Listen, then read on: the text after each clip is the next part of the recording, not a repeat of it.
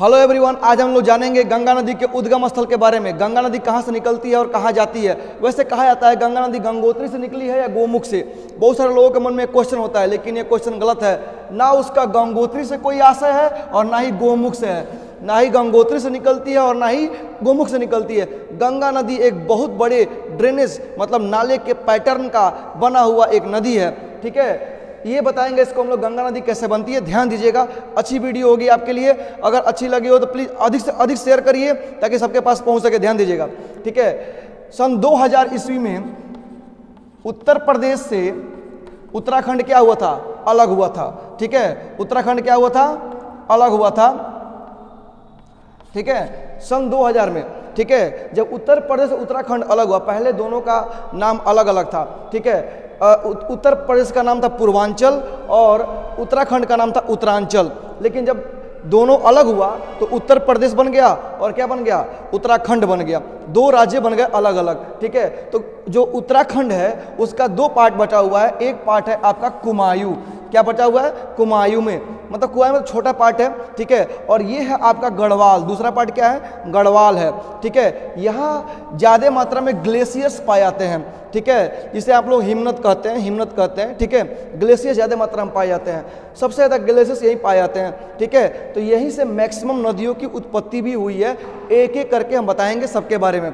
ठीक है, कि नदियों की उत्पत्ति कैसे हुई है। अब वहाँ ग्लेशियर पाए जाते हैं, जैसे कि हम लोग यहाँ पे हैं, तो यहाँ पे हम लोग धरती के सतह पे हैं, तो यहाँ गर्मी जो है, गर्म हवाएं चलती रहती हैं। चारों तरफ से गर्मी का एहसास होता है। ऊपर से भी मतलब सनलाइट का भी गर्मी आता है, नीचे से भी गर्मी है ही है। ठीक है, हर जगह गर्म है। ठीक है, अक्सर अगर हम ऊपर जाते हैं, जब हम लोग ऊपर जाते हैं तो 165 मीटर ऊपर जाने पे 1 डिग्री सेल्सियस तापमान क्या होता है?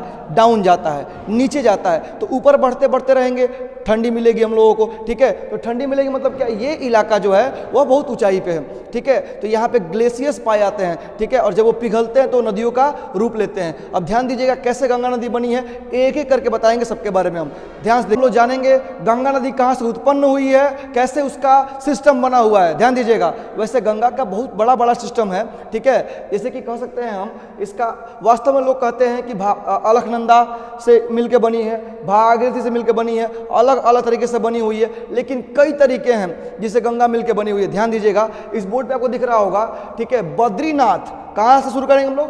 बद्रीनाथ से एक संतोपत हिमानी नाम का एक जगह है, जहाँ से दो जगह, ठीक है, विष्णु गंगा और धौली गंगा निकली है और जाके मिली है कहाँ? विष्णु प्रयाग में।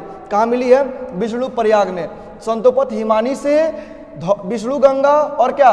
धौली गंगा, दो आपस में गंगाएं मिली हैं और आपस में मिलकर अब कहाँ मिली हैं? विष्णु प्रयाग में। लेकिन दोनों का ये गहराई समान होने की वजह से, जब दोनों नदियों की गहराई क्या होती है? बराबर होती है, तो उसका दूसरा नाम रखा जाता है। और अगर किसी एक नदी गहराई क्या है? ज़्यादा है और दूसरे क्या है? कम है, तो उस अवस्था में गहरी वाली नदी का नाम उसमें रख दिया जाता है। और जो छोटी नदी होती है, जिसकी कम गहराई होती है, उसका क्या होता है? नाम वही समाप्त हो जाता है।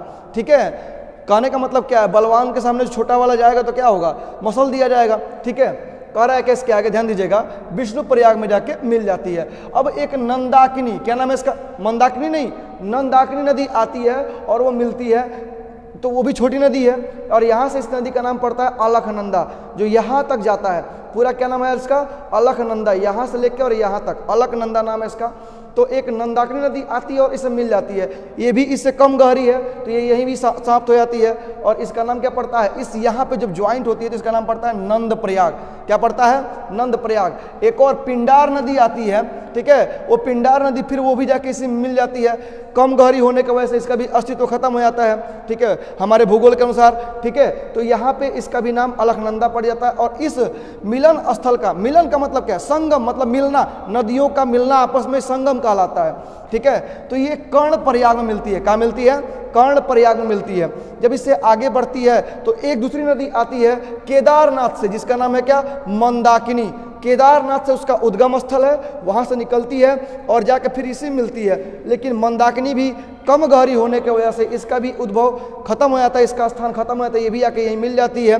ठीक है, इस मिलन स्थल को, संगम को रुद्र प्रयाग के नाम से जाना जाता है। और जो लास्ट नदी है जिसका नाम है उत्तरकाशी से उत्पन्न होती है, उत्तरकाशी से, नाम है इसका भागीरथी। क्या नाम है इसका? भागीरथी। कहाँ से आती है? उत्तरकाशी से आती है। और भागीरथी इससे ज्वाइंट होते हुए इसमें एक और नदी आके मिल जाती है, भिलांगना। छोटी नदी है, कति आके मिल जाए कोई दिक्कत नहीं है, आगे बढ़ा ले जाएंगे। तो छोटी नदी है और कम गहरी है, इसलिए इसका नाम, पूरे का नाम क्या पड़ता है? भागीरथी पड़ता है। वैसे उत्तराखंड के लोग भागीरथी को ही अपनी गंगा मानते हैं, क्योंकि इसी के जल में जो है एक बैक्टीरियोफेज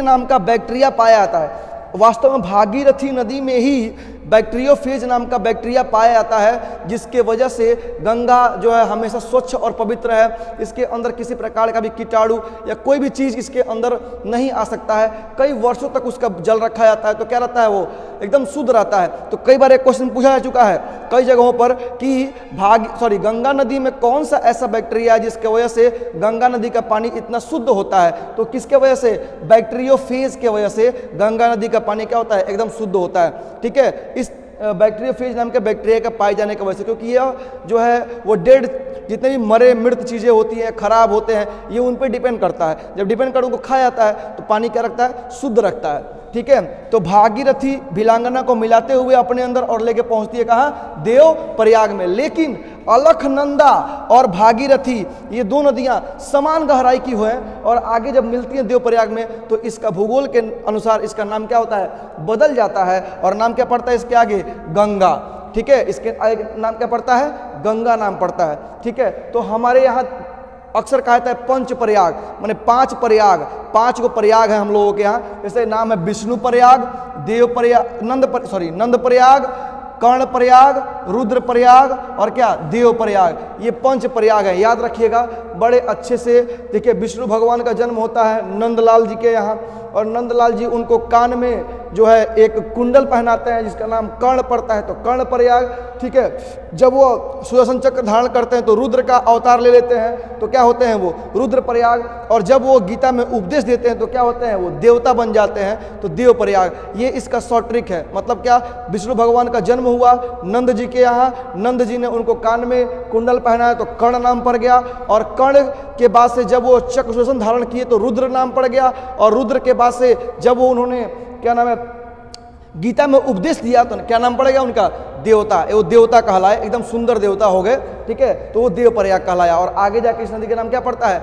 गंगा पड़ता है। वैसे बांध के बारे में बताएं तो बांध की बात करें हम तो बांध कई प्रकार के होते हैं। जैसे कि एक ग्रेविटी के आधार पर होता है, एक जैसे कि गुरुत्वाकर्षण के आधार पर होता है, और एक फीलिंग्स के आधार पर होता है कितने ऊंचाई पे है। ठीक है, ऐसे कई अलग अलग प्रकार के बांध बताए जाएंगे आपको अगले वीडियो में। वीडियो अगर अच्छी लगी हो तो इसे अधिक से अधिक शेयर करिए ताकि सबके पास पहुंच सके। और आपको हम एक टाइम दे रहे हैं, इसको स्क्रीनशॉट ले लीजिए बेहतर ढंग तरीके से। धन्यवाद।